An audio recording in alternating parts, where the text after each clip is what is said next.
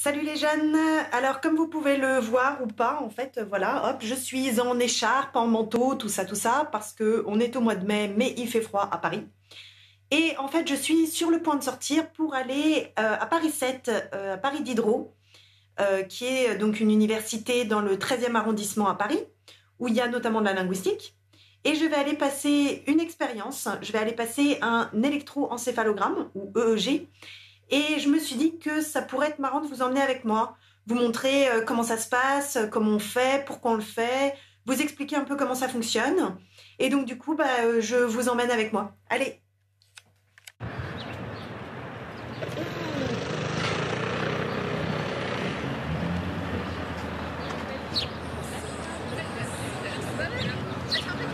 Bon, finalement, elle fait pas si moche que ça, hein? 99 Luftballons auf ihrem Weg zum Horizont. Denkst du vielleicht grad an mich?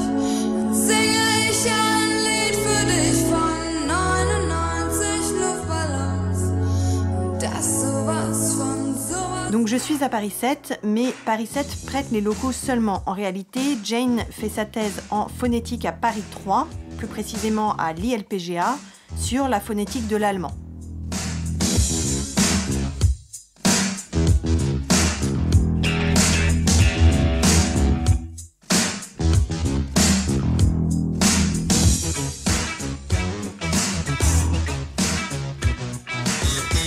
Et voilà la salle. Hop. L'appareil de torture qui est là. Et voilà. Et là, il y a les électrodes. Ah, mais donc moi, je m'assois sur cette table-là. Je m'assois là. Ok, je m'assois là. Hop, là. Hop. Comment fait-on une électroencéphalographie ? Alors, comme vous pouvez le voir, d'abord on mesure ma tête afin d'y ajuster un bonnet sur lequel se trouvent des crans. Chaque cran va permettre d'attacher une électrode au bonnet, de sorte qu'il touche mon cuir chevelu. C'est le principe de l'électroencéphalographie. Le cerveau, vivant, fonctionne à l'électricité et les zones particulières qui travaillent lors d'une tâche cérébrale particulière vont utiliser plus d'électricité que les autres. Les électrodes sont là pour lire et retranscrire l'activité électrique du cerveau et indiquer à quels endroits ont lieu les pics, avec quelle amplitude, dans quel délai, etc. Dabei schätzt man am Horizont auf 99 Luftballons. Là, vous voyez que les deux chercheuses utilisent des aiguilles, qui ne sont en fait pas des aiguilles, elles ne piquent pas du tout, puisque l'EEG est une technique d'investigation du cerveau dite non invasive, parce que justement, elle n'envahit pas le corps, n'est pas douloureuse ni traumatique. Ces seringues sont seulement là pour injecter entre le bonnet et mon crâne un gel qu'on appelle du gel de contact, et qui sert aux électrodes à mieux lire l'activité électrique de mon cerveau. L'expérience pourra commencer lorsque toutes les électrodes seront vertes. Streichholz und Benzinkanister hielten sich für schlaue Leute.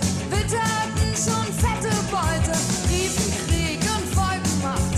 Mann, wer hätte das gedacht, dass es einmal so weit kommt, wegen 99 Luftballons. Voilà, j'ai le swag absolu. Je vous retrouve après. Et voilà, expérience finie.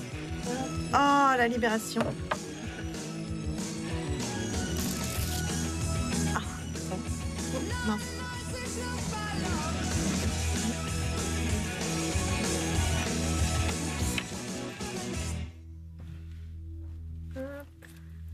Ah, voilà. Bah. Ah.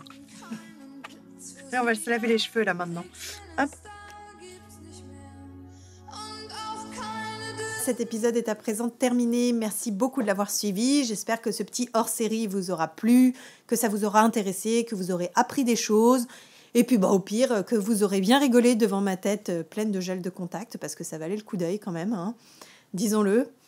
Encore un petit mot pour vous dire que si vous souhaitez participer à l'expérience de Jane, c'est encore possible jusqu'à la mi-juin 2017, sait-on jamais.